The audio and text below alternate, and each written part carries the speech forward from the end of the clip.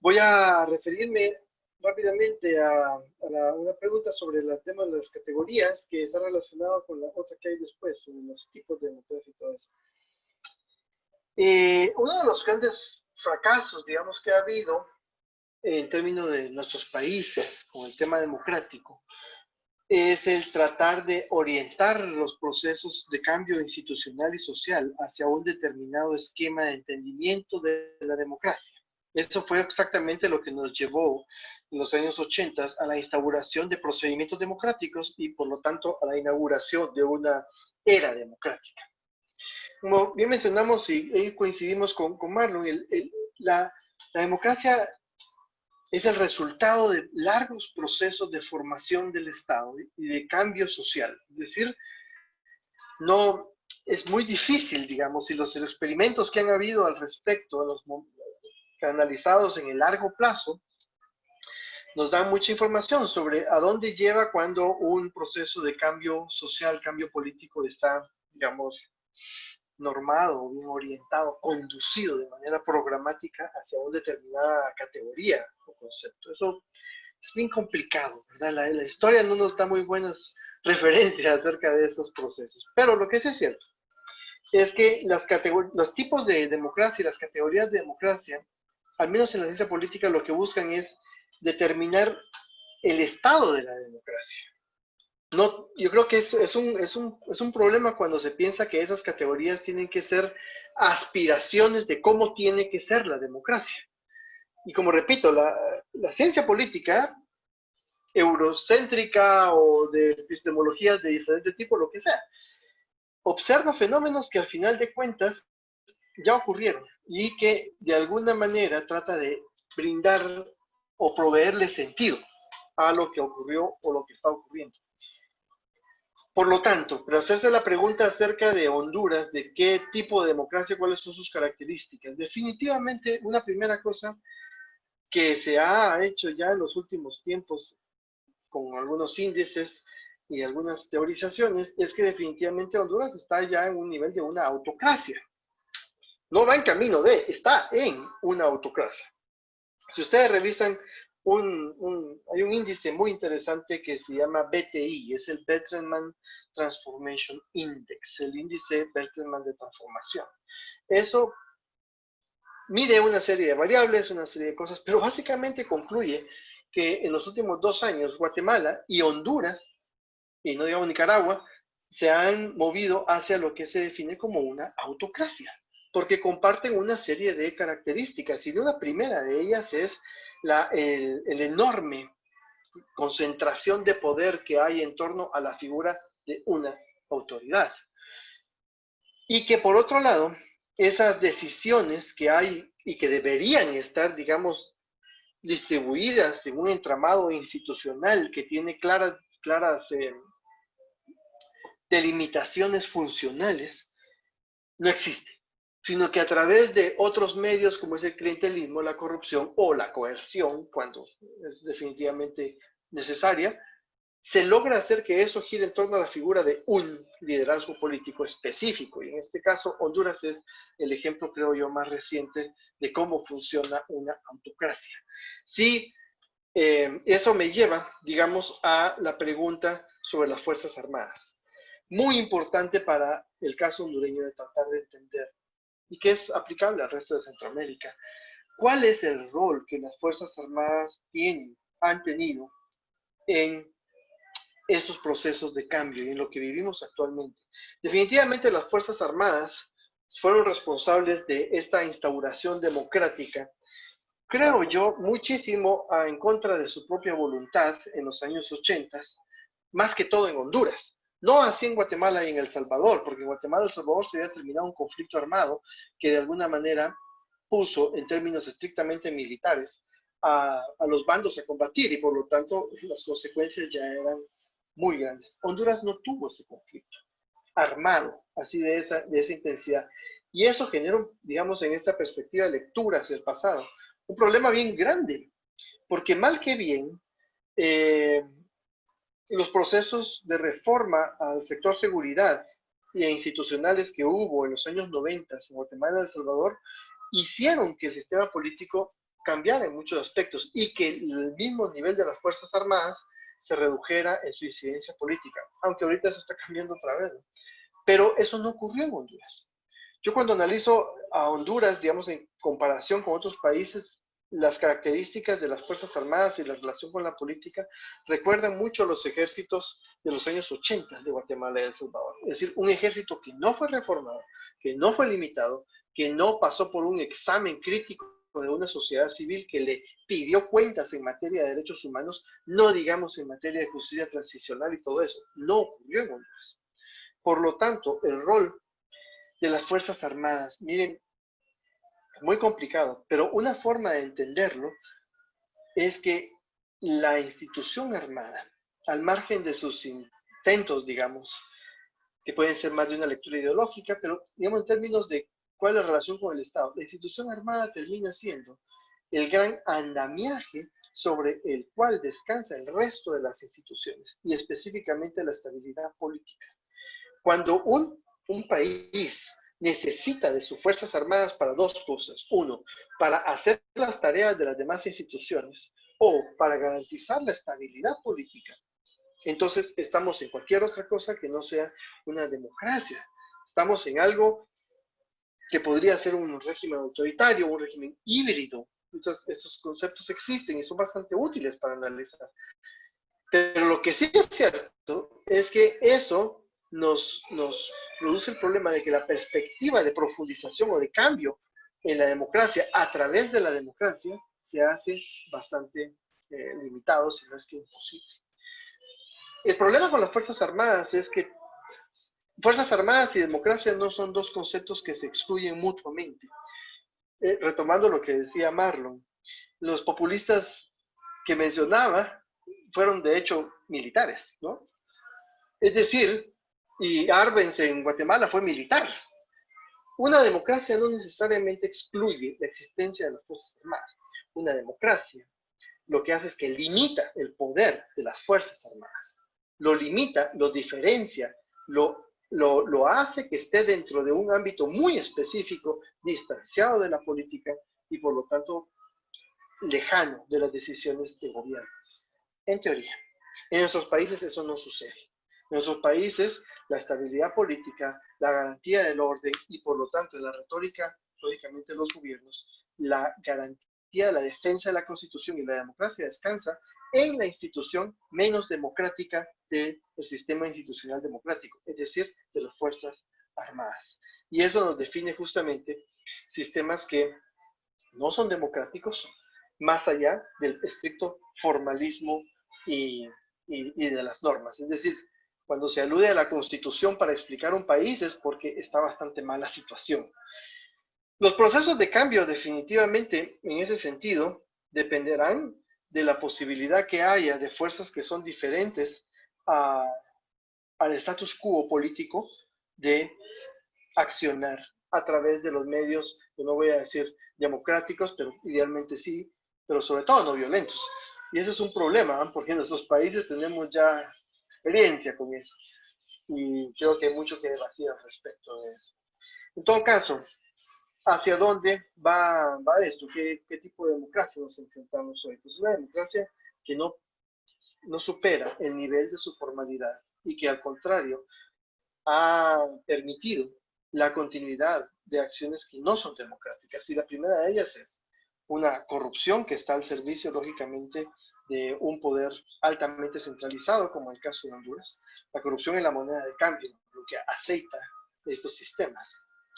Pero por otro lado, en otros ámbitos de la represión política. Y eso, pues lógicamente, no es democrático. Tomen ustedes, y termino con esto para no abusar, el derecho a la protesta. Toda democracia se define, digamos, en términos teóricos, porque sus ciudadanos pueden protestar. La protesta social es un derecho ciudadano, es decir, algo que es un mecanismo democrático. La forma en que un Estado, un gobierno, trata la protesta social nos habla acerca de qué tan democrático es o no. Lógicamente en nuestros países la protesta social está vista como un conflicto, lo cual no es así, Y además, la protesta social está vista, como ya ustedes saben muy bien, con categorías como terrorismo, alteración del orden público, etcétera, etcétera, etcétera.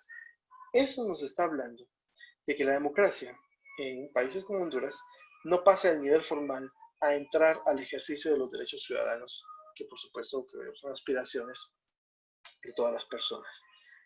Ese tipo de lecturas, creo yo, ayuda a entender por qué acá la acción colectiva que se torna violenta siempre va a ser aspiracional, porque en la medida en que eso se reprime el derecho ciudadano que protesta por la libertad ciudadana, genera al contrario más violencia, más fuerza de ambas partes.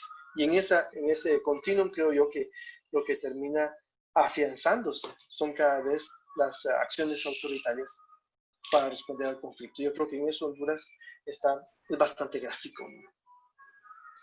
Gracias, Otto. Entonces pasaríamos con Marlon y voy a leer dos comentarios que han hecho acá. ¿Qué democracias hay en Honduras si no se puede expresar libremente la opinión y que sea escuchada? El sistema político de Honduras no defiende la soberanía del pueblo. Y uno último, la consolidación de la democracia entre el 80 y el 82 ha sido definido como fruto de un proceso derivado y no auténtico. Es por ello que la representación por parte de la clase política en los últimos 38 años ha venido en detrimento y abuso de poder. Y por ello, siempre me he preguntado que ante tanta hostilidad y respeto a los enunciados democráticos, ¿qué nos espera? ¿Podría cambiar el comportamiento de la clase política si reestructuramos nuestro Estado? ¿Una nueva constituyente? Consulta. Entonces vamos con Marlon y estaríamos cerrando, ustedes, no va a haber momento para comentarios finales, o sea, estaríamos cerrando con la participación de Marlon y nos vamos al trabajo en grupo. Bueno, muchas gracias, Marcelo. Bastante interesante estas preguntas, ¿verdad? Yo pienso que aquí el tema de fondo, sobre todo en nuestros países, es una tensión entre lo institucional y podríamos decir lo insurreccional o el ejercicio directo del poder, ¿verdad? Insurreccional, autonómico, le podemos llamar de diversas maneras, ¿verdad?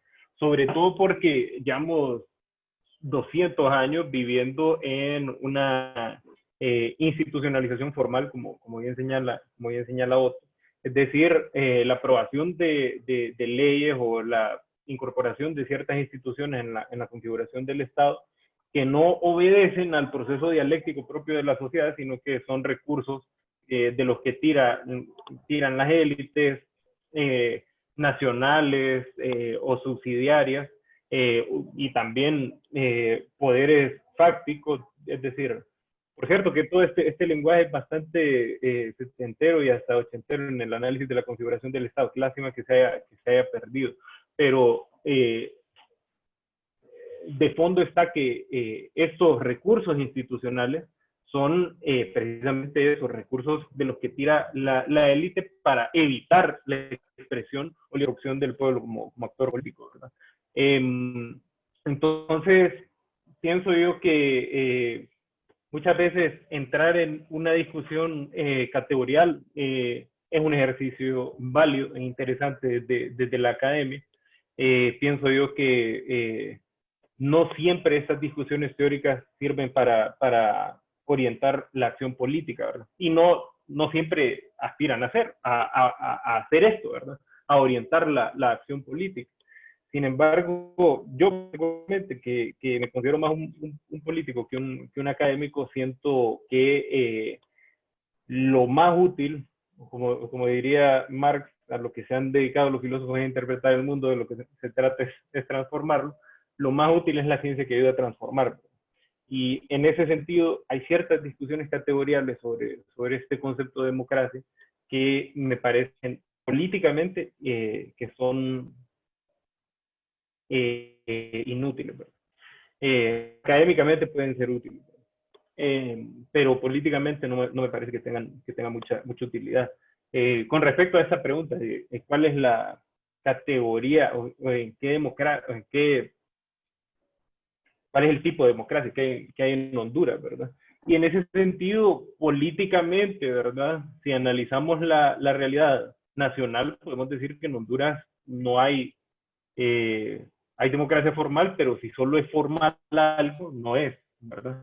Si solo está escrito en papel, es decir, si yo aquí promulga una ley mediante la cual todos vamos a tomar café mañana, eso no significa que vaya a suceder, ¿verdad? Un ejemplo bastante vulgar para explicar la diferencia entre formal y real, pero casi algo así ha sido la democracia en nuestros países, ¿verdad? Y no solo la democracia, sino que muchas otras leyes, ¿verdad? Aquí en Honduras tenemos más de 3.000 leyes. La manera tradicional que se hace la ley es que la agencia de cooperación o el empresario le entrega la ley escrita al diputado y lo aprueban en bloque, ¿verdad? Ni se discute, suficientemente discutido, despensa de 2 debates, aprobado. Eso no llega a ni siquiera casi a ser formal, ¿verdad? Es una manera de formalizar instituciones que mira bien chabacán o informal.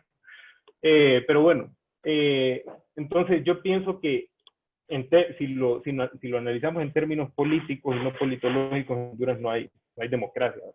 Y yo pienso que la imagen muy clara y útil que tenemos todos en nuestra mente sobre eso es cuando Fulton validó las 1.500 actas del fraude, ¿verdad? Es decir, el hecho de que una encargada de negocios acá, bueno, me imagino que ustedes lo recuerdan, ¿verdad? El 23 de diciembre de 2017, el día que Fulton se paró al lado de David Matamoros Batson para decir, nos fuimos ya con Juan Orlando, aunque haya perdido por 300,000 votos, ese día yo creo que le quedó más que claro, después de 8 años después del golpe de Estado, a los hondureños y las hondureñas, cuál es el sistema político que tenemos aquí, ¿verdad? ¿Cuál es el sistema político que existe en Honduras?